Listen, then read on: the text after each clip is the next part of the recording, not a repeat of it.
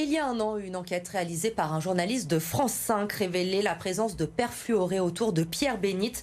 Depuis, de nombreux prélèvements ont été faits. La préfecture a notamment recommandé de ne plus consommer les œufs de poules de particuliers sur les communes de Pierre-Bénite, de Saint-Genis-Laval, d'Oulin et d'Irigny.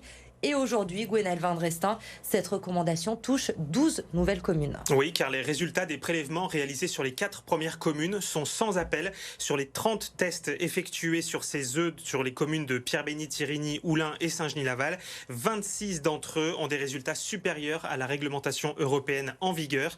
À Pierre-Bénite et à Oulin, tous les œufs testés sont concernés. À Irigny, 9 prélèvements sur 7 sont contaminés. Et à Saint-Genis-Laval, 2 œufs sur 4. Conséquence, les recommandations émises en janvier dernier par la préfecture du Rhône et par l'agence régionale de santé sont étendues à 12 communes. Les communes les voici: Solèze, Sainte-Foy-les-Lyons, Fézin, Vourles, La Mulatière, Chaponneau, Francheville, Saint-Fond, Brignais, Charly-Vernaison ainsi que les 7e et 8e arrondissements de Lyon.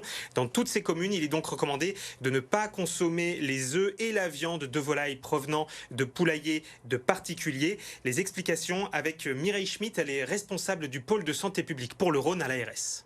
Les poules, a priori, peuvent se contaminer en picorant le sol, en grattant le sol, en cherchant des vers de terre ou autre.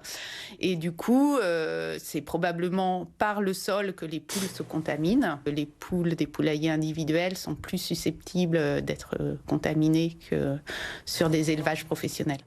Et les maires de ces 12 nouvelles communes et zones concernées seront reçus ce jeudi par la préfecture du Rhône. Pour rappel, les PFAS sont utilisés depuis de très nombreuses années dans la vallée de la Chimie et ces organismes microscopiques sont ultra résistants, d'où leur surnom de polluants éternels, et ils peuvent être à l'origine notamment de défaillances du système immunitaire. Merci Gwenaëlle pour ces précisions.